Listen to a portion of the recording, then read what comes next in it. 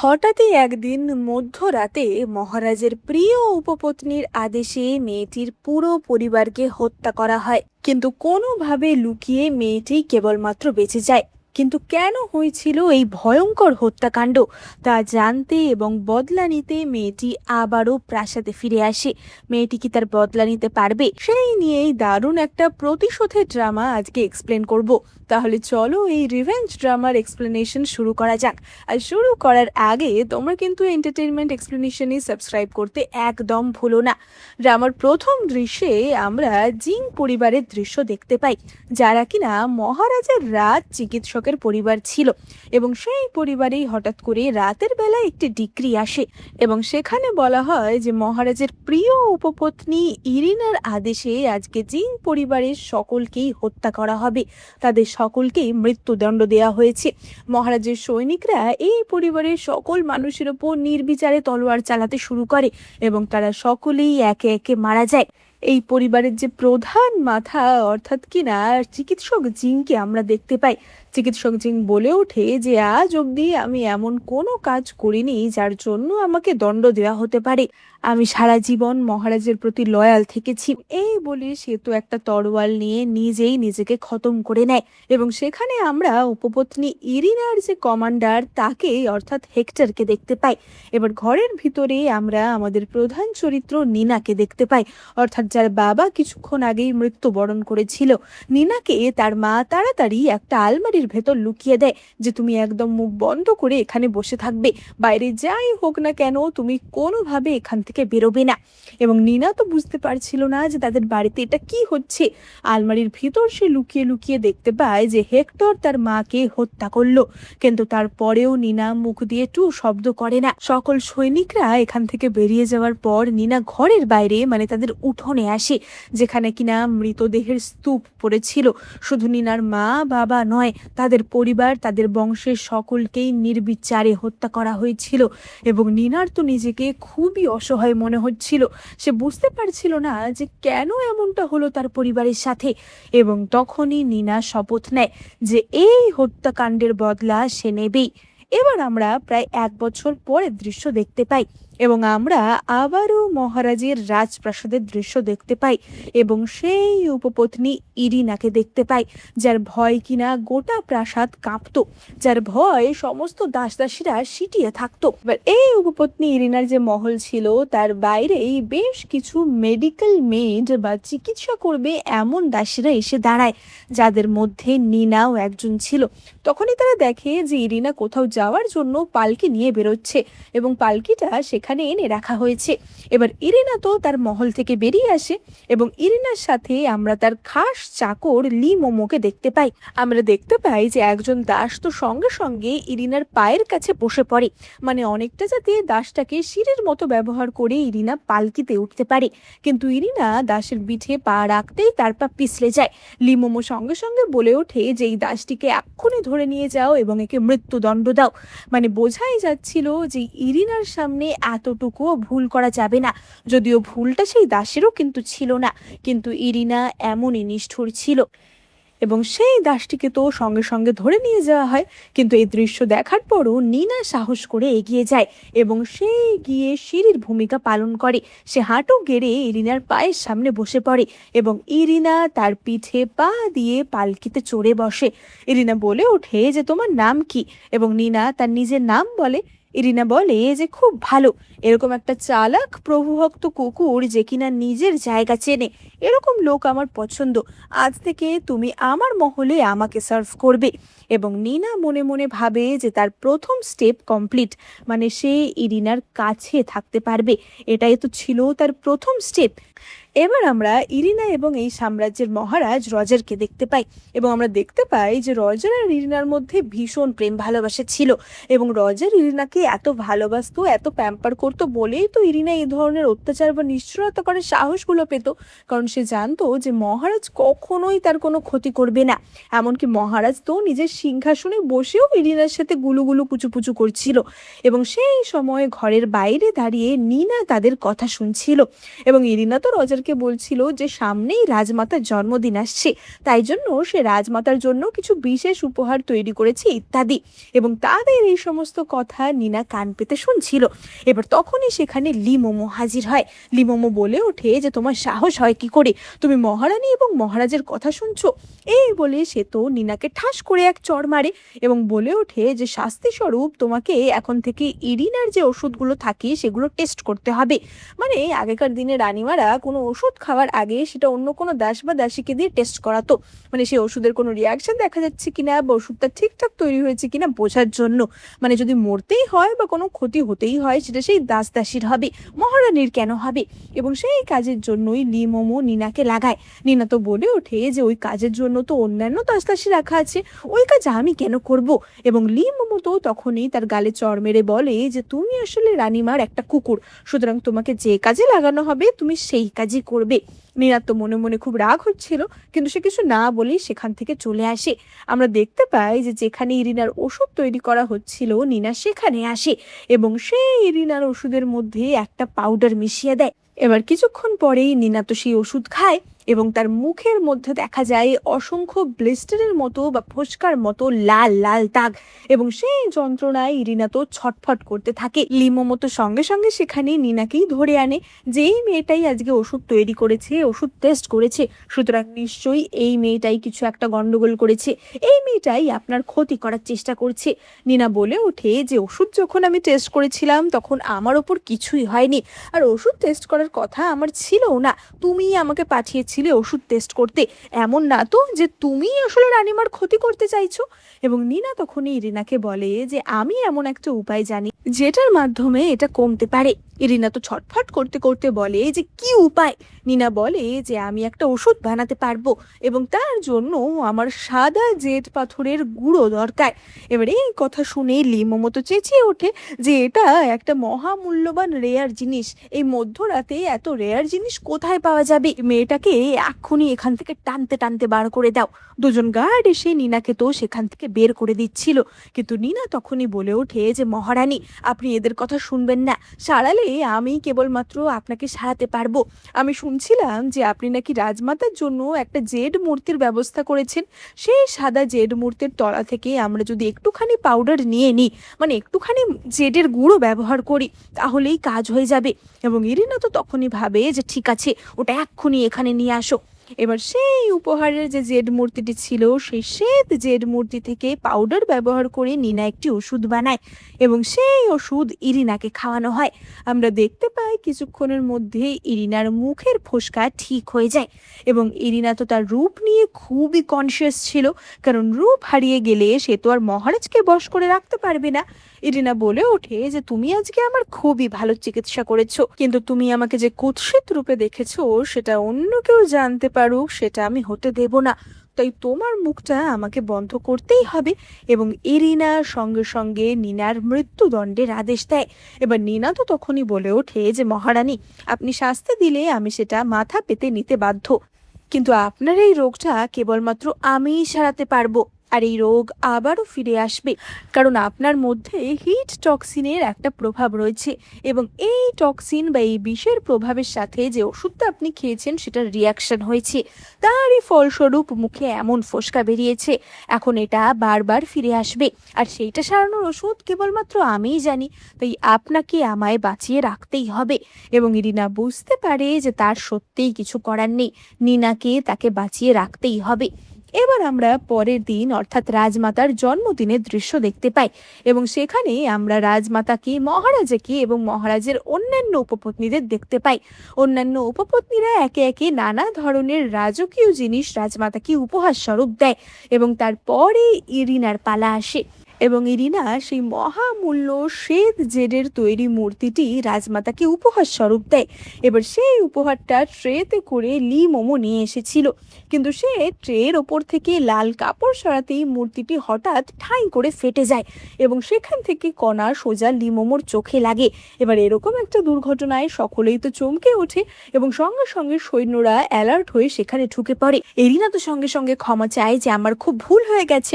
এবার রজাত তো ইরিনার উপর খুব রাগ করছিল যে তুমি কেমন উপহার এনেছো যেটার মাধ্যমে এরকম একটা দুর্ঘটনা ঘটে, এটা যদি রাজমাতার হাতে থাকাকালীন ঘটতো তাহলে কি হতো। মানে রজার তো ভীষণ রেগে গেছিল এবং তখনই হঠাৎ করে নিনা সামনে চলে আসে। নিনা তো সঙ্গে সঙ্গে মহারাজ এবং রাজমাতাকে কংগ্রাচুলেশনস জানায়। রাজমাতা তো বলে ওঠে যে এখানে আবার কংগ্রাচুলেশন জানানোর মতো কি হলো। নিনা বলে যে রাজমাতা, এটা যে ফেটে গেছে এটা খুবই একটা ভালো লক্ষণ। তার মানে আপনার জীবনে যে নেগেটিভিটিটা আসতে চলেছিল সেটা শোষণ করে নিয়েছে এবং এটা ফাটার ফলে যার ক্ষতি হয়েছে তার মানে সে নিশ্চয়ই কোনো না কোনো পাপ কাজ করেছিল, তার শাস্তি সে পেয়েছে এবং আপনার সাথে ভালো হয়েছে, যার ফলে সাম্রাজ্যের সাথেও ভালো হবে। সুতরাং এটা একটা শুভ ঘটনাই। এবার রাজমাতা নিনার এই কথা শুনে বেশ ইমপ্রেস হয়ে যায় এবং মহারাজ তো তখনই নিনাকে প্রথমবারের মতো দেখে। মহারাজ জিজ্ঞাসা করে যে তোমার নাম কি, এবং নিনা তো তার নিজের পরিচয় দেয় এবং প্রথম দেখাতেই রজারের নিনাকে বেশ ভালো লেগে যায়। এবার আমরা অপরদিকে ইরিনাকে দেখতে পাই। ইরিনা তো প্রচণ্ড রেগে গেছিল লি মোমোর ওপর যে এমন কি হয়েছিল যে সেখানে মূর্তিটা ওইভাবে ভেঙে গেল। আমরা দেখতে পাই যে লি মোমোর তো এক চোখ কানা হয়ে গেছিল এবং সে তো বলে ওঠে যে আমি কিছু করিনি, নিশ্চয়ই ওই নিনাই আগের দিন স্ট্যাচু থেকে পাউডার নেওয়ার নাম করে কিছু একটা গন্ডগোল করেছিল, তাই জন্যই এমনটা হয়েছে। ইরিনা বলে ওঠে যে কোথায় নিনা, এক্ষুনি ওকে আমার কাছে নিয়ে এসো। এবার আমরা দেখতে পাই যে কোথায় নিনা। আমরা দেখতে পাই যে নিনা মহারাজের একটি রেন প্যাভিলিয়ন বলে মহল ছিল, যেখানে কিনা বেশিরভাগ সময় বৃষ্টির সৌন্দর্য উপভোগ করতে মহারাজ যেতেন। এবার সেই রাতে বৃষ্টি হচ্ছিল, মহারাজ সেখানে বৃষ্টি উপভোগ করতে গেছিলেন এবং সেখানেই নিনা কিছু ভেষজ কুড়োচ্ছিল। এবার মহারাজ তো সেখানে গিয়েই নিনাকে দেখতে পায় এবং মহারাজ তাকে ডেকে পাঠায় যে তুমি এখানে কি করছো এত রাতে। নিনা বলে ওঠে যে আসলে মহারাজ, আজকে সকালের ওই ব্যাঙ্কুয়েটে আপনাকে দেখে আমার মনে হয়েছিল যে আপনি হয়তো কিছুদিন ধরে খুব টায়ার্ড রয়েছেন, তাই জন্যই আমি একটা ওষুধ বানানোর জন্য কিছু ভেষজ খুঁজছিলাম। বৃষ্টির রাতগুলোতে সুন্দরী বলে একটা খুব রেয়ার ভেষজ ফোটে এবং সেইটাই আমি এখানে খোঁজার চেষ্টা করছিলাম। এবার মহারাজ তো তখনই বলে ওঠে যে দেখি তোমার মুখটা তোলো, এবং নিনার মুখ দেখার সাথে সাথেই রজার বলে যে সত্যি সুন্দরী নামটা একদম ঠিকই হয়েছে। মানে রজার এখানে নিনার প্রশংসা করছিল। এবার রজার তো সঙ্গে সঙ্গে নিনার হাত ধরতে যাচ্ছিল। নিনা বলে ওঠে যে না মহারাজ, বৃষ্টিতে আমি ভিজে গেছি, তাই আমার কাছে এলে আপনারও ঠান্ডা লেগে যেতে পারে। মহারাজ বলে ওঠে যে তাহলে তুমি আমার ঘরে চলো, আমার ঘরটা যথেষ্ট গরম, আশা করছি সেখানে তোমার জামা কাপড় শুকিয়ে যাওয়ার ব্যবস্থা আমি করতে পারবো। এই বলে রজার তো নিনার হাত থেকে ওই ফুলের ঝুড়ি সরিয়ে দেয় এবং সে নিনাকে কোলে তুলে নিজের ঘরে নিয়ে যায় এবং এই পুরো ব্যাপারটা নিনা তো রজারের দৃষ্টি আকর্ষণ করার জন্যই করেছিল। এবার অপর দিকে রিনা জানতে পারে যে নিনা এখন রজারের সাথে রয়েছে এবং এই খবর শোনার পর তার তো মাথা আরও গরম হয়ে যায়। তার মানে নিনা মেয়েটা খুব সরল না, সে নিশ্চয়ই কোনো বাজে মতলব নিয়ে এখানে এসেছিল। অপরদিকে আমরা নিনাকে দেখতে পাই এবং তারা তো বেশ ঘনিষ্ঠ হয়ে পড়েছিল এবং নিনা তখনই বলে ওঠে যে মহারাজ, আমার ভয় করছে। রজার বলে যে ও আমার মহলে এসে তোমার ফুল কুড়োতে ভয় করছিল না, কিন্তু এখন ভয় করছে। নিনা বলে যে সেটা না, আসলে যদি উপপত্নী ইরিনা জানতে পারে যে আমি আপনার সাথে, তাহলে সে খুবই রাগ করবে। রজার বলে ওঠে যে দোষটা তো আমার, আমি তোমাকে এখানে এনেছি, তাই উপপত্নী ইরিনাকে বোঝানোর দায়িত্বও আমার। ইনা তো তখনই বলে ওঠে যে আমার আর একটা রিকোয়েস্ট রয়েছে, আপনি দয়া করে নিজে গিয়ে উপপত্নী ইরিনাকে বোঝাবেন, হলে সে আমাকে খুবই ভুল বুঝবে। রজার বলে ওঠে যে সে আমি করব, কিন্তু তার বদলে তুমি আমাকে কি দেবে? নিনা তো বলে যে আমার কাছে দেওয়ার মতো মূল্যবান তো কিছুই নেই, তবে আমি এইটা দিতে পারি। এবং এই বলে নিনা তো রজারকে কিস করে এবং তারপর কি হয় সেটা তো আর বলে দিতে হবে না। অপরদিকে আমরা ইরিনাকে দেখতে পাই যে মহারাজকে না পেয়ে খুবই রাগ করেছিল, কিন্তু সে একলা ছিল না, কারণ সে তার যে গার্ড হেক্টর ছিল তার সাথে রোম্যান্সে মত্ত ছিল। এতদিন ধরে ইরিনার সাথে হেক্টরের একটা অবৈধ সম্পর্ক চলছিল এবং তারা তো একদম প্রেমে মশগুল হয়েছিল। ইরিনা বলে ওঠে যে বলো তোমার কি চাই, এবং হেক্টর তো তখনই বলে যে আমার একটা ছোট্ট বেবি চাই। ইরিনা বলে ওঠে যে বেবি, সে তো আমি তোমাকে 5 বছর আগেও দিতে চাইছিলাম, কিন্তু সেই বেবিটা অ্যাবর্শন করাতে হলো। কিন্তু যাই হোক, এরপর আমি তোমাকে নিশ্চয়ই একটা বেবি দেব। এবং এই বলে তারাও তো রোম্যান্সে মত্ত হয়ে পড়ে। এদিকে ততক্ষণে রজার ইরিনার ঘরের সামনে চলে এসেছিল, মানে ইরিনাকে ইনফর্ম করার জন্য। এবং রজার তো ইরিনার ঘরে ঢুকে পড়ে। সে দেখে যে ইরিনা সেখানে রাতের পোশাকে বসে রয়েছে, কিন্তু হেক্টর ততক্ষণে পর্দার আড়ালে লুকিয়ে গেছিল। ইরিনা তো তখনই বলে ওঠে যে আমি জানতাম মহারাজের মনে আমি সবসময়ই থাকবো। এবং রজার তো তখনই ইরিনাকে কিস করতে যাচ্ছিল, কিন্তু ইরিনাকে কিস করতে গিয়েও রজারের মনের মধ্যে খালি নিনার মুখটাই ফুটে উঠছিল। তাই জন্য রজার সেখান থেকে কাজের বাহানা দিয়ে চলে যায়। রজার বলে ওঠে যে আমাকে নিনা বলেছিল তোমার কাছে এসে আমার সিদ্ধান্তের ব্যাপারে জানাতে, তাই তুমি দয়া করে নিনাকে কোনো দোষ দিও না। আমি ওকে নিজের উপপত্নী হিসাবে গ্রহণ করব ভেবেছি। এই কথা শুনে ইরিনার তো মাথা গরম হয়ে যায়। রজার সেখান থেকে চলে যেতেই সে তো সঙ্গে সঙ্গে হেক্টরকে পর্দার আড়াল থেকে বেরিয়ে আসতে বলে। এবং সে তাকে কানে কানে কিছু কথা বলে এবং বলে যে তাড়াতাড়ি এটা করে ফেলো, এটা হয়ে গেলে আমি তোমাকে নিশ্চয়ই পুরস্কার দেব। এবার আমরা পরের দিনের দৃশ্য দেখতে পাই। আমরা দেখতে পাই পরের দিন সকালবেলা নিনা তার ঘরে তৈরি হচ্ছিল। এখন তার পদমর্যাদা কোনো দাসীর মর্যাদা ছিল না, বরং সে এখন মহারাজের হারেমের একটা অংশ ছিল। যদিও উপপত্নী হিসাবে তার মর্যাদা, তার পদটা ইরিনার থেকে নিচে ছিল। ইরিনা আসতেই নিনা তো তাকে সম্বোধন জানায়, কিন্তু তখনই লি মোমো নিনাকে ফেলে দিয়ে তাকে চেপে ধরে। নিনা বলে ওঠে যেটা কি হচ্ছে, আমি কি দোষ করেছি? ইরিনা বলে ওঠে যে তুমি জানো না তুমি কি দোষ করেছো। তুমি লাভ পোশন দিয়ে মহারাজকে বশ করার চেষ্টা করেছো, আর সেটারই শাস্তি আমি তোমাকে দিতে এসেছি। সে তো সঙ্গে সঙ্গে হেক্টরকে বলে যে তাড়াতাড়ি ওর ঘর সার্চ করো। নিনার ঘর থেকে একটা পুড়িয়া পাওয়া যায়, যেটা কিনা ওই লাভ পোশনের পুড়িয়া ছিল। আগের দিন হেক্টর এসে নিনার ঘরে এটা লুকিয়ে দিয়ে গেছিল, যাতে তারা নিনাকে ফাঁসাতে পারে। এবার ইরিনা তো সঙ্গে সঙ্গে নিনাকে ঠাস করে এক চড় মারে যে তুমি নিজের দোষ স্বীকার করবে কি করবে না। নিনা তো বলে ওঠে যে আমি যে কাজ করিনি আমি সেটা স্বীকার কেন করব। এবং তখনই নিনাকে অত্যাচার করার জন্য কারাগারে নিয়ে যাওয়া হয়। এবং ইরিনা তো হাঁপ ছেড়ে বাঁচে যে এবার সে নিনার গতি করতে পারবে। এবার অপরদিকে আমরা দেখতে পাই যে লি মোমো নিনাকে বেঁধে প্রচন্ড অত্যাচার করছিল, যে তাড়াতাড়ি তোমার দোষটা স্বীকার করে নাও, তা না হলে তোমার মুখটা কিন্তু আজকেই এখানে জ্বালিয়ে নষ্ট করে দেব। তুমি আমার চোখ নষ্ট করেছিলে তাই না, দেখো আমি তোমার কি অবস্থা করি। এবং এই বলে সে তো একটা লোহার শিক গরম করে নিনার মুখে ছ্যাঁকা দিতে যাচ্ছিল।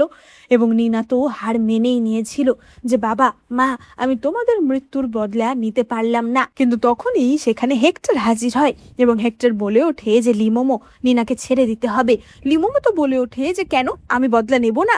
হেক্টর বলে যে আবারও উপপত্নী ইরিনার ওই রকম হিট টক্সিকের প্রভাবে গালে ফোসকা উঠে গেছে, আর সেটা তো একমাত্র নিনাই সারাতে পারবে, তাই নিনাকে ছাড়তেই হবে। এবার নিনাকে তো ওরকম শিকল বন্দি অবস্থাতেই ইরিনার কাছে আনা হয়। নিনা বলে ওঠে যে আমি তোমাকে ঠিকই সারিয়ে দেব, কিন্তু তার বদলে তুমি আমার সাথে এমন শত্রুতা করতে পারবে না। আমি যদি তোমাকে না সারাই তাহলে কিন্তু তুমি মরে যাবে, আর তোমার এই রূপও সকলে দেখতে পাবে। এবার বলো তুমি আমার সাথে এই চুক্তি করবে কিনা। এবার ইরিনা এই চুক্তি করতে বাধ্য হয় যে সে নিনার কোনো কাজে বা নিনার কিছুতে বাধা দেবে না, তার বদলে নিনাও তার চিকিৎসা করতে থাকবে। এবং নিনা তখনই ইরিনাকে ওষুধ এবং আকুপাংচারের মাধ্যমে ঠিক করে দেয়। এবার এইসব যখন হচ্ছিল হঠাৎই সেখানে রজার হাজির হয় এবং রজার তো এসে দেখে যে সেখানে কেবলমাত্র ইরিনা রয়েছে। এবং রজার বলে ওঠে যে ইরিনা, শুনলাম নাকি তোমার শরীর খারাপ হয়েছিল। এবার কার্পেটের ওপর তখনই রক্তের বিন্দু দেখা যাচ্ছিল। আসলে নিনার ঘা থেকে যে রক্তগুলো পড়েছিল তারই রক্তের দাগ ছিল। এবং ইরিনা বলে ওঠে যে আসলে আমার একটুখানি কাশি দিয়ে রক্ত উঠছিল। আসলে নিনাকে ততক্ষণে লিমোমো পর্দার আড়ালে লুকিয়ে নিয়েছিল, যাতে এই অবস্থায় নিনাকে রজার দেখতে না পায়, না হলে রজার তো এই অবস্থায় তাকে দেখলে খুবই রেগে যাবে, তাই জন্য। কিন্তু নিনা তখনই চেঁচিয়ে ওঠে যে মহারাজ আমাকে বাঁচান, আমাকে বাঁচান, আমাকে এরা মেরে ফেলবে। রজার তো সঙ্গে সঙ্গে তার আওয়াজ শুনতে পায় যে এখানে কি হচ্ছে, এবং ঠেলাঠেলিতে মানে লিমোমো আর নিনার ঠেলাঠেলিতে ওই স্ক্রিনটা মানে পর্দাটা পড়ে যায়। এবং রজার নিনাকে এইভাবে দেখে খুবই চমকে যায় যে এটা কি অবস্থা হয়েছে তোমার, কে করেছে এমন, তোমার সাথে কি ইরিনা এমনটা করেছে? এবং ইরিনা তো তখনই পুরো দোষটা লিমোমোর ঘাড়ে চাপিয়ে দেয় যে মহারাজ আমি তো এই ব্যাপারে কিছুই জানতাম না, লি তুমি কি এমনটা করেছো? তুমি এতদিন ধরে আমার সাথে রয়েছো, তোমার সাহস হয় কি করে এমনটা করার? এক্ষুনি আমি ওকে মৃত্যুদণ্ড দিচ্ছি। এবার লিমোমো তো সঙ্গে সঙ্গে সত্যি কথা বলে দিতে যাচ্ছিল, কিন্তু তখনই নিনা বলে ওঠে যে মহারাজ, আমার মনে হয় উপপত্নী ইরিনা সত্যিই কিছু জানতো না, আপনি কেবলমাত্র লিমোমোকেই শাস্তি দিন। মহারাজ তো খুবই রেগে যায় যে তোমার সাহস হয় কি করে, একজন কর্মচারী হিসেবে তুমি আমার উপপত্নীর ওপর অত্যাচার করছো। নিনা বলে ওঠে যে মহারাজ, দয়া করে ওকে শাস্তি দেওয়ার দায়িত্বটা আপনি আমার ওপরে দিন। এবং রজার তাতে রাজি হয়ে যায়। এবার আমরা নিনাকে তার মহলে দেখতে পাই এবং আমরা দেখতে পাই যে লিমোমো তো এখন তার পায়ের কাছে পড়ে ক্ষমা চাইছিল যে দয়া করে আমাকে মেরো না। এবং নিনা বলে ওঠে যে তোমার বাঁচা মরা এখন নির্ভর করছে তোমার সত্যি বলার ওপরে। 5 বছর আগে ঠিক কি হয়েছিল যার জন্য চিকিৎসক জিংয়ের পরিবারকে মৃত্যুদণ্ড দেওয়া হয়েছিল? এবং আমরা দেখতে পাই যে 5 বছর আগে কি হয়েছিল। 5 বছর আগে ইরিনা হঠাৎ করে প্রেগনেন্ট হয়ে পড়েছিল এবং ইরিনাকে চিকিৎসক জিং মানে নিনার বাবাই চেক আপ করতে এসেছিল এবং চিকিৎসক জিং তো তাকে পরীক্ষা করে জানায় যে সে 3 মাসের প্রেগনেন্ট।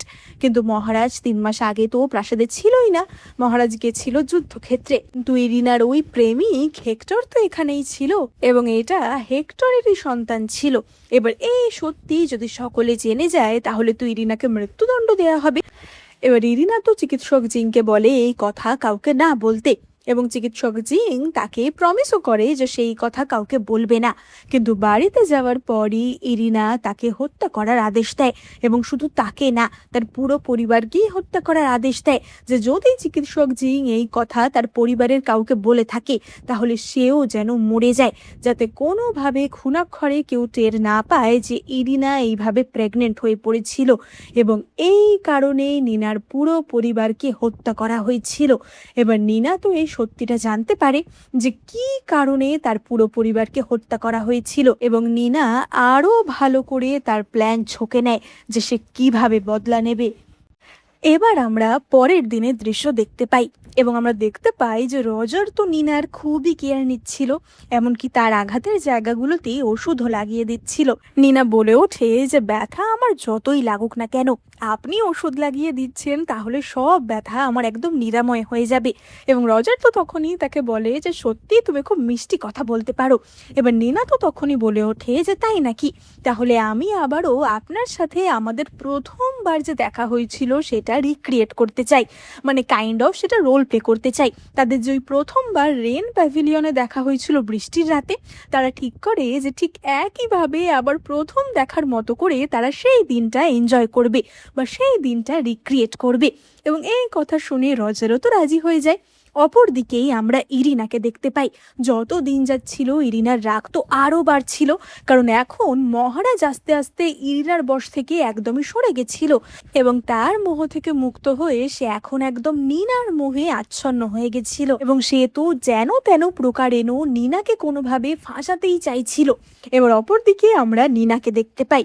নিনা পুরো মহলে একটা রিউমার ছড়িয়ে দেয় যে নিনা নাকি রাতের বেলা তার কোনো এক প্রেমিকের সাথে দেখা করতে যাবে, সে নাকি কোনো একটা পরকীয়ায় যুক্ত এবং নিনা ইচ্ছে করেই কাজটা করেছিল। এবার রাতের বেলা তার সাথে মহারাজের যেমন প্ল্যান হয়েছিল নিনা তো সেটাই করে, সে ওই রেন প্যাভিলিয়নে রজারের সাথে দেখা করতে যায় এবং তাদের প্ল্যান মতো নিনাও তার স্বাভাবিক পোশাক পরে গেছিল এবং মহারাজও তার গোল্ডেন রোব নয় বরং কিনা সাধারণ মানুষের মতো পোশাক পরে এসেছিল। তারা তো সময়টা খুব ভালোভাবে এনজয় করছিল, কিন্তু তখনই কিছু সৈন্য এসে তাদের দুজনকে চেপে ধরে এবং তাদের সামনে হাজির হয় ইরিনা। ইরিনা বলে ওঠে যে নিনা, তুমি মহারাজের উপপত্নী হয়ে অন্য একজনের সাথে পরকীয়া করছো, তোমাকে এক্ষুনি মৃত্যুদণ্ড দেওয়া হবে। এবার রজার তো তখনই চেঁচিয়ে ওঠে যে ইরিনা, তোমার এত সাহস হয় কি করে, এবং সে তো তখনই ইরিনাকে ঠাস করে এক চড় মারে।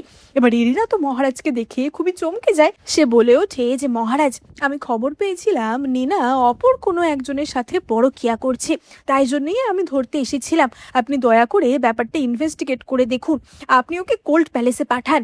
এবং রজার তো উল্টে ইরিনাকেই গৃহবন্দী থাকার শাস্তি দেয় যে তুমি এতদিন ধরে নিনাকে সহ্য করতে পারো না, তাই জন্যই সবসময় ওর বিরুদ্ধে চক্রান্ত করো, তাই তোমাকেই আমি গৃহবন্দী থাকার শাস্তি দিচ্ছি, যাও নিজের মহলে ফিরে যাও এবং গিয়ে ভাবো যে তুমি কি ভুল করছো। এবার গালে চড়ের দাগ নিয়ে ইরিনা তো নিজের মহলে ফিরে আসে এবং আমরা দেখতে পাই যে দিন দিন তার রাগ তো আরো বেড়ে যাচ্ছিল। মহারাজের ভালোবাসার পাত্রী সে আর ছিল না। কে মহারাজ এতদিন এত ভালোবাসতো, এখন মহারাজ তাকেই চড় মারছে, তাই জন্য তার অবস্থা আরো খারাপ হয়ে গেছিল। এবার তার সেই প্রেমিক হেক্টর তো তখনই তাকে বলে যে আমরা নিনাকে খতমই করে দিতে পারি, মানে হত্যাই করে দিতে পারি। ইরিনা বলে যে ওকে আমি হত্যা করতে পারবো না, আমার ওই টক্সিনের ওষুধটা কেবলমাত্র আমি ওর থেকেই পাচ্ছি। এবং তখনই হেক্টর বলে ওঠে যে তোমাকে কোনো চিন্তা করতে হবে না, ও যদি মরেও যায় তোমার এই রোগ সারানোর ব্যবস্থা আমি করব। আমি অল্প বয়সী মেয়েদের তোমার কাছে নিয়ে আসব তোমার ব্লাড স্লেভ বানানোর জন্য, এবং তাদের রক্ত স্নান করে তুমি তোমার সৌন্দর্য যৌবন সবকিছু ধরে রাখতে পারবে। আমরা নিনাকে হত্যার ব্যবস্থা করছি। এবং এই প্ল্যানটা ইরিনার খুবই পছন্দ হয়। অপরদিকে আমরা নিনাকে দেখতে পাই এবং আমরা দেখতে পাই যে রজার তো এখন প্রায় পুরোটা সময় নিনার সাথেই কাটাতো। এবার নিনা তো তখনই রজারকে বলে যে কয়েকদিন ধরে তুমি এই সমস্ত রাজমহলের কাজে খুব ব্যস্ত আছো, তাই তোমার জন্য আমি একটা মেডিসিন বানিয়ে দিচ্ছি যাতে তুমি রিল্যাক্স থাকতে পারো। এই বলে নিনা তার মহল থেকে বেরিয়ে আসে কিছু ভেষজ তোলার জন্য, এবং তখনই নিনা সেখানে হেক্টরকে দেখতে পায়। হেক্টর রাতের বেলা বেরোচ্ছিল অল্প বয়সী মেয়েদের সংগ্রহ করার জন্য, এবং নিনার মাথায় তখনই একটা প্ল্যান খেলে যায়। নিনা মনে মনে ভাবে যে আমি তো ভেবেছিলাম ওকে আরো কিছুদিন বাঁচিয়ে রাখবো, কিন্তু ও এখন নিজে থেকেই এসেছে ফেঁসে যেতে, তাহলে কাজটা করে ফেলাই ভালো। নিনা সঙ্গে সঙ্গে নিজের মহলেই আগুন লাগিয়ে দেয় এবং সে চেঁচাতে থাকে যে আগুন আগুন লেগে গেছে। এবার নিনার মহলেই তখন তো রজার ছিল। নিনা নিজেই আগুনের ভেতর ঢুকে পড়ে এবং সে মহারাজকে বাঁচিয়ে বাইরে বার করে আনে। মহারাজকে বাঁচানোর সময় একটা দরজা নিনার কাঁধে পড়ে যায়। এবার রজার তো চেঁচাতে থাকে যে নিনা তোমাকে ছাড়া আমি এখান থেকে যাব না, তাড়াতাড়ি বেরিয়ে এসো। নিনা বলে যে মহারাজ আমার প্রাণের থেকে আপনার প্রাণ অনেক দামি, আপনি তাড়াতাড়ি এখান থেকে যান। কিন্তু রজার তাকে ছাড়া যায় না এবং রজার ওই দরজা সরিয়ে নিনাকে বাঁচিয়ে সেখান থেকে বার করে আনে। ততক্ষণে তো সমস্ত লোকজন কর্মচারীরা সকলেই সেখানে ছুটে আসে এবং তাদের মধ্যে ইরিনা এবং তার ওই বডিগার্ড হেক্টরও ছিল। এবার ইরিনা তো বলে ওঠে যে কি করে সম্ভব এইভাবে আগুন লাগলো, মহারাজের যদি কোনো ক্ষতি হয়ে যেত তাহলে কি হতো, নিশ্চয়ই ওই নিনা শয়তানি কিছু একটা করেছে, ও মহারাজের কাছে ভিকটিম সাজতে চায়, তাই জন্যই এমনটা করেছে। মহারাজ তো খুবই রেগে যায় যে নিনা যেখানে নিজেই মরতে বসেছিল সে এমনটা কেন করবে। এবং নিনা তখনই বলে ওঠে যে মহারাজ আমার মনে হয় আমি জানি কাজটা কে করেছে, কারণ আমি যখন বাইরে বেরিয়েছিলাম ভেষজ নিতে তখন আমি একজনকে লক্ষ্য করেছিলাম, আর সেটা হচ্ছে হেক্টর। আপনি দয়া করে ভালো করে ইনভেস্টিগেট করুন। এবার ইনভেস্টিগেট করার কিছুই ছিল না, কারণ রজার এখন নিনাকেই অন্ধভাবে বিশ্বাস করত, তাই রজার নিনার কথাই বিশ্বাস করে এবং সে হেক্টরকে তার পদ থেকে সরিয়ে দেয়।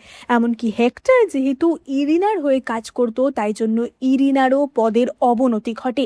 মানে এখন ইরিনাও একজন সাধারণ উপপত্নী ছিল এবং নিনা, তাদের দুজনের পদ এখন সমানই ছিল। একজন সামান্য দাসী প্রাসাদে এসে ইরিনাকে এইভাবে হারিয়ে দিচ্ছে, এটা তো ইরিনার একদমই সহ্য হচ্ছিল না, সেই জন্য সে প্রচন্ড রেগেছিল। এবং তার মধ্যেই তার আবার ওই হিট টক্সিনের প্রভাব শুরু হয়ে যায়, যার ফলে তার মুখ চোখের চেহারা একদম বদলে যায়। সে তো চেঁচিয়ে ওঠে যে হেক্টর কোথায়, তাড়াতাড়ি ওকে নিয়ে এসো। এবার হেক্টর এখন একজন রয়্যাল গার্ড ছিল না ঠিকই, কিন্তু সে তবু ইরিনার হয়েই কাজ করছিল, মানে তাকে কেবল পদ থেকে নামিয়ে দেওয়া হয়েছিল। আমরা দেখতে পাই যে হেক্টর তো তখনই সেখানে এক অল্প বয়সী মেয়েকে নিয়ে আসে। হেক্টর বলে ওঠে যে আমি তো তোমাকে এই সব কিছুতে সাহায্য করছি, তার বদলে আমি কি পাবো। ইরিনা বলে যে আমি একবার মহারাজের মনটা আবার জয় করে নিই, আমি ঠিকই মহারাজকে বলে তোমাকে আবারও রয়্যাল গার্ড বানিয়ে দেব।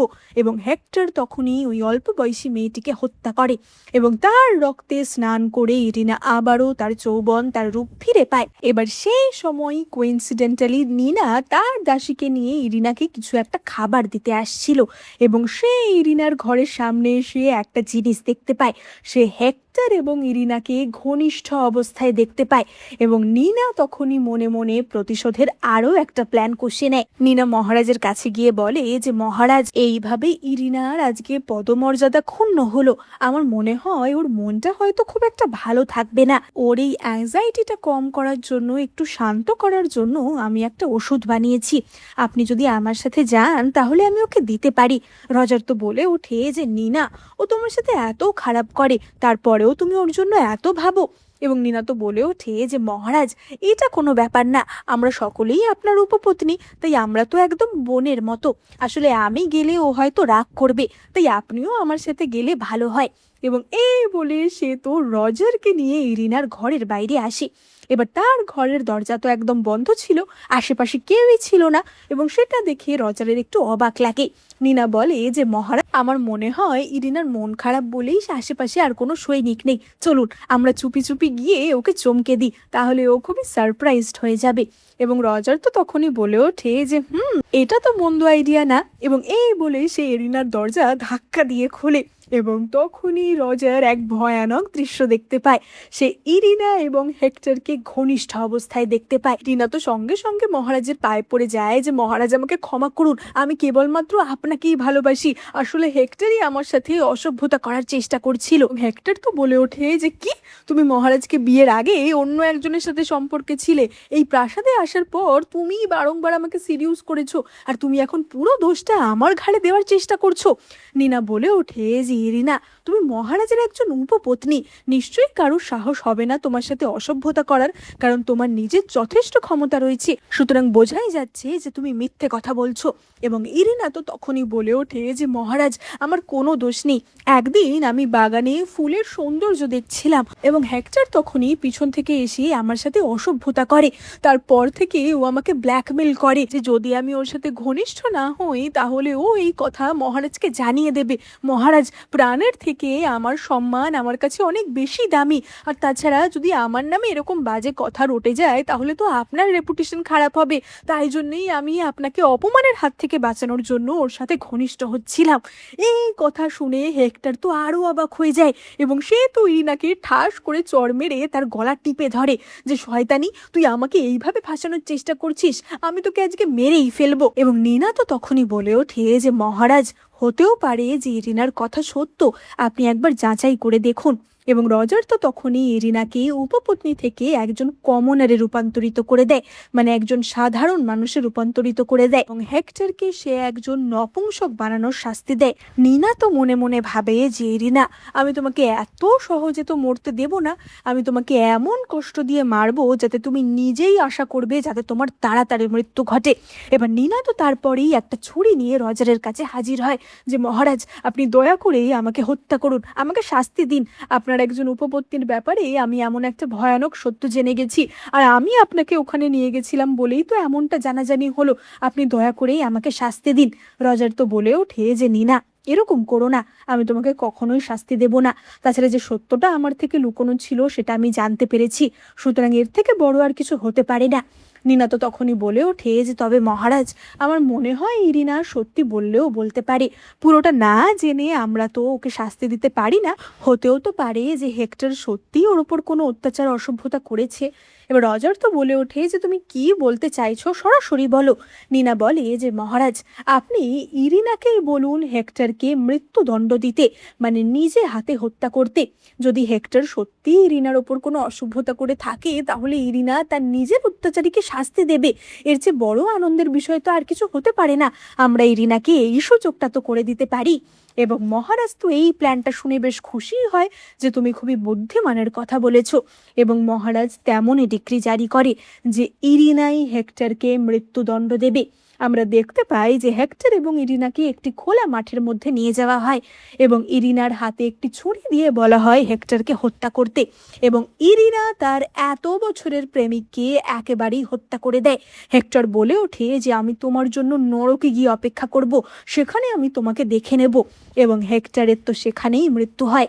এবার আমরা কিছুদিন পরের দৃশ্য দেখতে পাই, এবং আমরা দেখতে পাই যে রজার এবং নিনা তাদের মিলিটারি গ্রাউন্ডে গেছিল, এবং সেখানেই একটা নতুন চরিত্রের এন্ট্রি হয়, এবং আমরা সেখানে জেনথিয়াকে দেখতে পাই, এবং আমরা দেখতে পাই যে সে একটা খুবই তেজি ঘোড়াকে দমন করছিল, এবং সে জেনারেল ওয়াংয়ের মেয়ে ছিল, ছোটবেলা থেকেই সে আর্মিতে বড় হয়েছিল, তাই জন্য তার হাব ভাব তথাকথিত রাজকুমারীদের মতো মেয়ে সুলভ বা বলা যায় ওরকম কোমল টাইপের ছিল না, সে একটু টম্বয় টাইপের ছিল, এবং তাকে দেখে তার এরকম তেজি কেয়ারফ্রি নেচার দেখে রজারের খুব ভালো লাগে। নিনা তো পাশ থেকে বলে ওঠে যে মহারাজের মনে হচ্ছে এই ঘোড়সওয়ারকে খুব পছন্দ হয়েছে। এবার রজার তো স্বীকারও করতে পারে পারছিল না, অস্বীকারও করতে পারছিল না।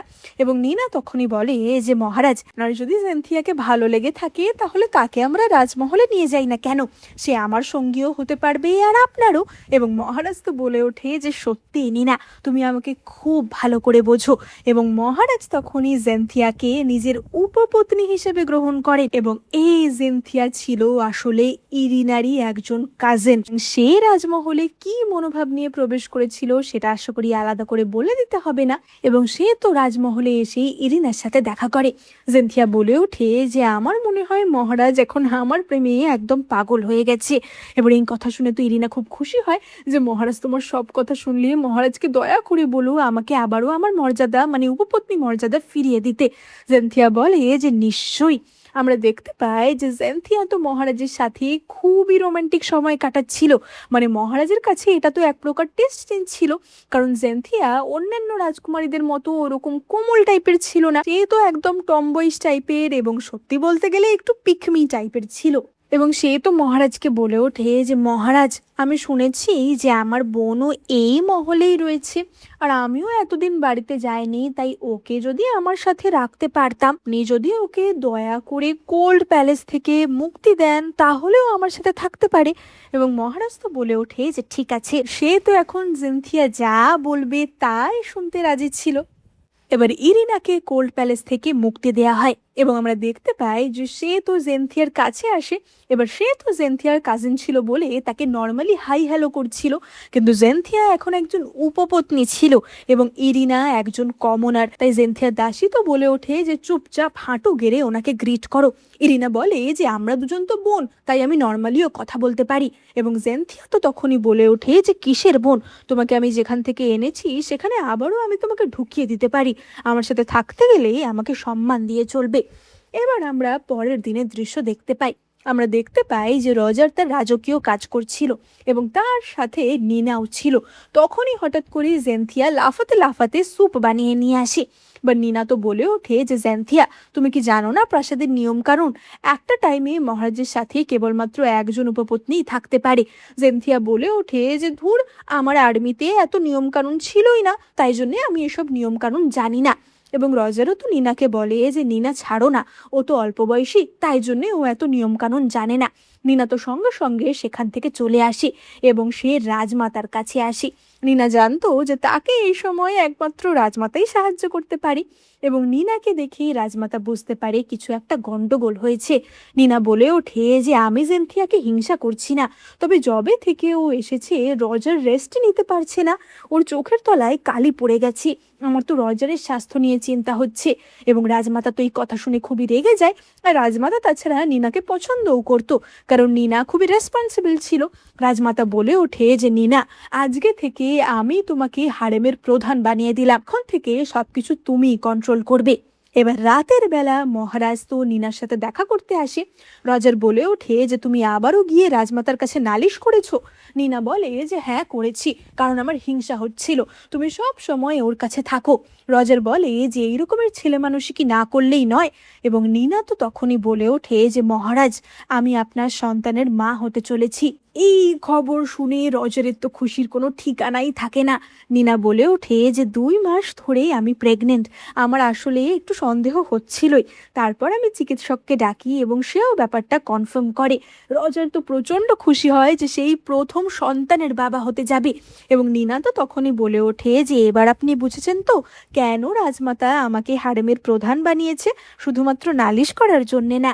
এবং রজার তো বলে ওঠে যে হ্যাঁ হ্যাঁ বুঝেছি, তুমি সত্যি এই পদ ডিজার্ভ করো। এবার পরের দিনই তার ঘরে জেন্থিয়া হাজির হয় এবং সে তো প্রেগনেন্ট হওয়ার জন্য নিনাকে কংগ্রাচুলেশনও জানায়। গিফট হিসেবে জেন্থিয়া একটা ফুলের গাছও এনেছিল। আমরা দেখতে পাই জেন্থিয়ার সাথে তারই দাসীর মতো ইরিনাও ছিল। নিনা তো বলে ওঠে যে ফুলের গাছ এনেছো, খুব ভালো কথা, কিন্তু সেটা কি কেবলমাত্র আমার ভালোর জন্যই, নাকি এই গাছের মধ্যে তুমি কিছু একটা লুকিয়ে রেখেছো? এবার প্রেগন্যান্সির সময় মাস্ক বা মৃগনাভি ব্যবহার করলে অ্যাবর্শন হয়ে যাওয়ার চান্স থাকে এবং নিনা সেই সন্দেহই করছিল। জেন্থিয়া বলে ওঠে যে ধুর, আমি এই ধরনের কোনো কাজ করি না, আমি জেনারেলের মেয়ে, আমি যুদ্ধক্ষেত্রে বড় হয়েছি, এই সমস্ত প্যালেসের চালাকি আমি বুঝি না। এবার নিনা তো সঙ্গে সঙ্গে সেই ফুল গাছটা উপড়ে ফেলে এবং তার মাটির মধ্যে আমরা একটা পুড়িয়া দেখতে পাই, যেটা কিনা সত্যি মৃগনাভি ছিল। এবং নিনা তো তখনই বলে ওঠে যে সত্যি তুমি এই সমস্ত চালাকি বোঝো না। এবং জেনথিয়া তো তখনই বলে ওঠে যে সত্যি আমি এই ব্যাপারে কিছুই জানি না। এবং নিনা তখনই বলে যে তুমি কিছুই জানো না, তার মানে নিশ্চয়ই ইরিনা কাজটা করেছে, তাই না? তোমার বোন হয়তো এখনো বদলা নেওয়ার কথা ভাবছে, কিন্তু সে ভুলে গেছে যে সে এখন আর মহারাজের উপপত্নী নয়, সে কেবলমাত্র একজন দাসী। এবং এই বলে নিনা তো তখনই ইরিনাকে 20 ঘা চাবুক মারার শাস্তি দেয়। শাস্তিতে জেনথিয়া কিন্তু মনে মনেই বেশ খুশি হয়। নিনা বলে ওঠে যে জেনথিয়া, তোমার কাজিনকে এখানে পেটানো হচ্ছে, তুমি একবারও তার হয়ে কিছু অনুরোধ করলে না? জেনথিয়া বলে যে আমি তো চাই যে ও মরেই যাক, ছোটবেলা থেকে ও যত বুলি আমাকে করেছে তার বদলে এখন আমি নিচ্ছি, তুমি তো আমার সাহায্যই করলে। এবং নিনা তখনই বলে ওঠে যে ও, তার মানে তুমি ইচ্ছা করে ওকে ব্যবহার করেছো এই মাস্কটা দিয়ে, যাতে করে আমি ওকে শাস্তি দিতে পারি। এবং জেনথিয়া বলে যে হ্যাঁ ঠিকই। নিনা বলে যে সত্যি তুমি প্যালেসের চালাকি কিছু বোঝো না। এবার আমরা রাতের বেলা দৃশ্য দেখতে পাই এবং আমরা জেনথিয়াকে দেখতে পাই। আমরা দেখতে পাই যে সেও এখন তার কাজিনের মতোই ভয়ঙ্কর রূপ ধারণ করেছিল। মানে সেও এখন অল্প বয়সী মেয়েদের ব্যবহার করেছিল নিজের রূপ সৌন্দর্য ধরে রাখার জন্য, যেমনটা কিনা ইরিনা করতো। ইরিনা একটা কারণে বাধ্য হয়ে করতো, কিন্তু জেনথিয়া এমনি নির্বিচারে অল্প বয়সী মেয়েদেরকে হত্যা করতো তাদের রক্তে স্নান করার জন্য, যাতে সে নিজেকে ঠিক রাখতে পারে।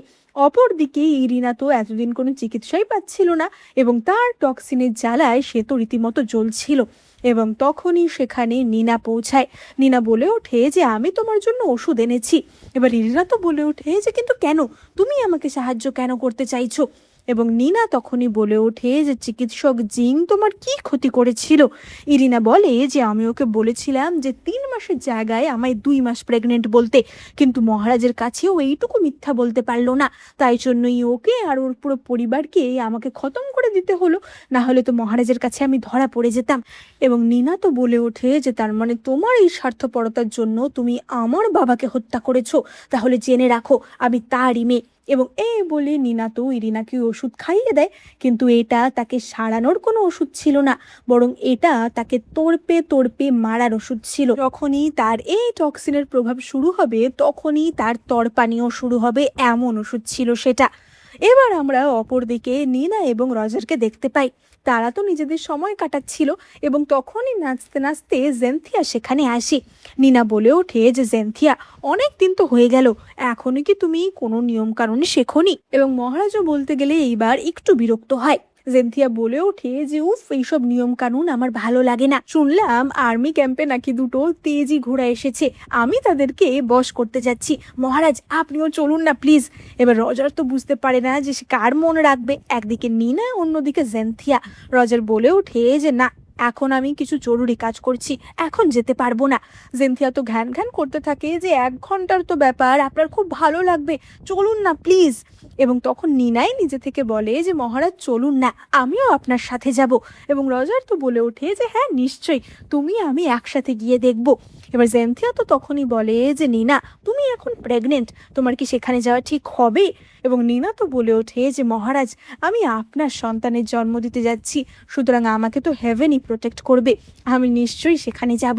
এবার এই বলে নিনা তো পোশাক পরিবর্তন করে নেয় এবং আমরা দেখতে পাই যে নিনা একদম চটক লাল রঙের একটা পোশাক পরেছিল, যেটা দেখলে খ্যাপা ঘোড়া আরও খেপে যাবে এরকম। এবং নিনা ইচ্ছা করেই এমনটা করেছিল। এবার নিনা তো এরকম লাল পোশাক পরে ওই আর্মি ক্যাম্পে যায়, যেখানে কিনা ওই তেজি ঘোড়াদের জেনথিয়া বশ করছিল। কিন্তু ওই লাল রং দেখেই ঘোড়ারা তো খেপে যায় এবং তারা সোজা মহারাজ এবং নিনার দিকে ছুটে আসে।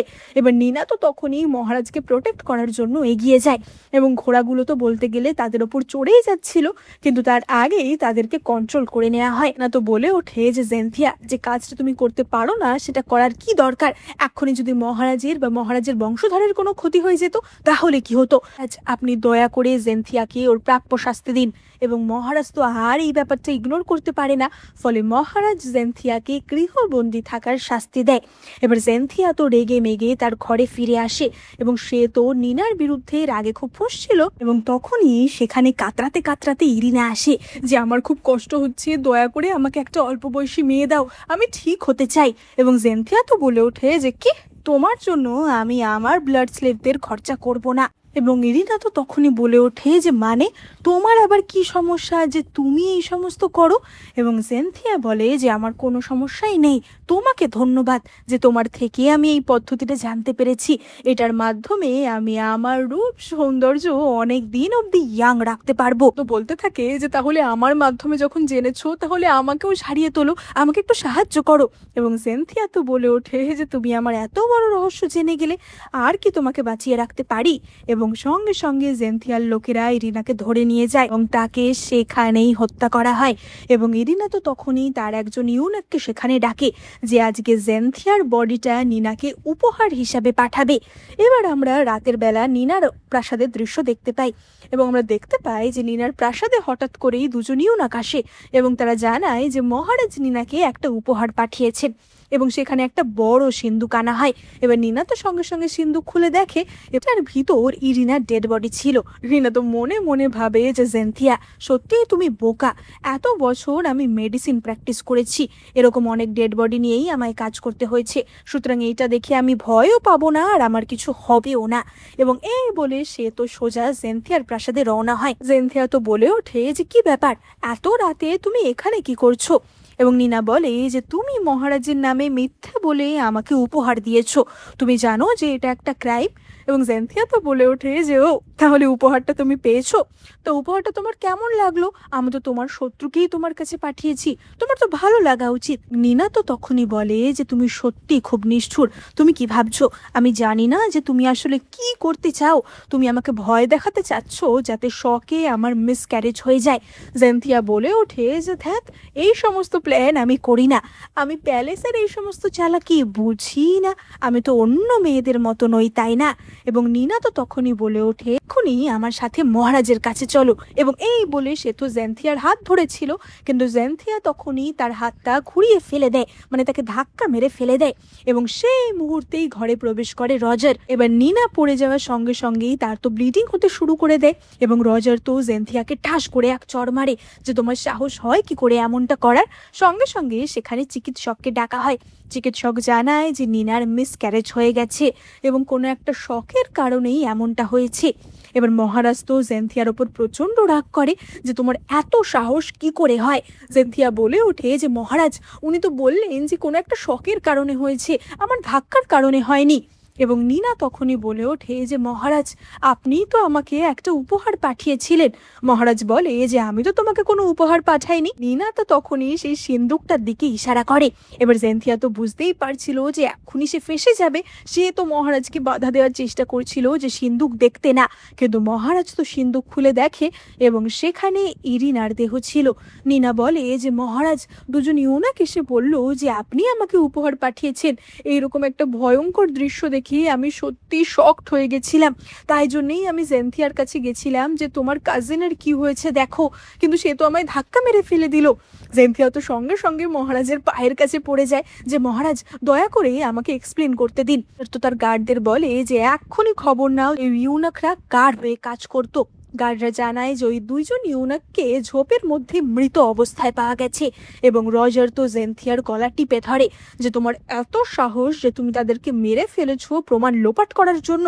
সত্যি দুই বোন একদম একই রকম, আমারই ভুল হয়েছিল তোমাকে উপপত্নী হিসাবে নেওয়া। এবং এই বলে সে তো তখনই জেনথিয়াকে মৃত্যুদণ্ড দেয়, কারণ জেনথিয়ার জন্য তার বংশধরের হত্যা হয়েছিল। এবং নিনা তো মহারাজের কাছে খুব ক্ষমা চায় যে আমার দোষেই এমনটা হলো, কিন্তু রজার তো নিনার উপর একেবারেই রাগ করে না, সে তো নিনাকে রেস্ট নিতে বলে। এবার রজার সেখান থেকে চলে যেতেই নিনা সেই চিকিৎসককে প্রশ্ন করে, মানে যে কিনা নিনার চিকিৎসা করতে এসেছিল, যে আপনি মিথ্যে কথা কেন বললেন? আপনি এত বড় চিকিৎসক, আপনি নিশ্চয়ই পরীক্ষা করেই বুঝে গেছিলেন যে আমি কখনো প্রেগনেন্ট ছিলামই না, তারপরেও আপনি মহারাজকে মিসক্যারেজের ঘটনাটা মিথ্যে কেন বললেন? এবং তখনই সেই চিকিৎসক বলে ওঠে যে নিনা, তুমি আমাকে চিনতে পারছো না, আমি তোমার আঙ্কেল সুন। যেদিনকে ইরিনার প্রেগনেন্সি টেস্টের কথা ছিল সেদিন আমারই যাওয়ার কথা ছিল, কিন্তু 5 বছর আগে ওই রাতে আমার মেয়েও অসুস্থ ছিল, তাই আমার জায়গায় তোমার বাবা যায় এবং তার ফলেই তোমার পুরো পরিবারকে মৃত্যুর মুখোমুখি হতে হয়। সেই দিন তোমার বাবাই আমাকে বাঁচিয়েছিল, সুতরাং এইটুকু সাহায্য আমি তো তোমাকে করবই।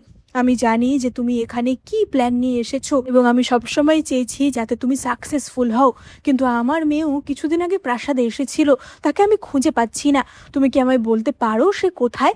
এবার নিনা তো তখনই বুঝতে পারে যে তার মেয়ে কোথায় থাকতে পারে, কারণ অল্প বয়সী মেয়েদের নিয়ে জেনথিয়া এবং ইরিনা দুই বোন যে কি শয়তানি করেছে নিনা তো সবই জানতো। এবং নিনা সঙ্গে সঙ্গে জেনথিয়ার প্রাসাদ সার্চ করে এবং সেখানে আমরা বহু অল্প বয়সী মেয়েকে দেখতে পাই এবং সেখানে আমরা চিকিৎসক সুনের মেয়েকে মৃত অবস্থায় পাই। এই দৃশ্য দেখে চিকিৎসক সুন তো খুবই ভেঙে পড়ে এবং চিকিৎসক সুন, আটকে থাকা মেয়েরা এবং লি মোমো এদের সকলকে নিয়ে নিনা মহারাজের কাছে যায় এবং মহারাজকে এই দুই বোনের এই নৃশংস শয়তানের ব্যাপারে খুলে বলে। মহারাজ সঙ্গে সঙ্গে সম্পূর্ণ ওয়াং পরিবারের মৃত্যুদণ্ডের আদেশ দেয়, যে এরা এমন একটা পরিবার, এদের বাঁচিয়ে রাখারই কোনো মানে হয় না, কারণ এদের রক্তেই শয়তানি, দুই বোনই এরকম টাইপের নৃশংস। এবং আলটিমেটলি নিনার স্বপ্ন পূরণ হয়, সে তার পরিবারের মৃত্যুর প্রতিশোধ নিতে পারে।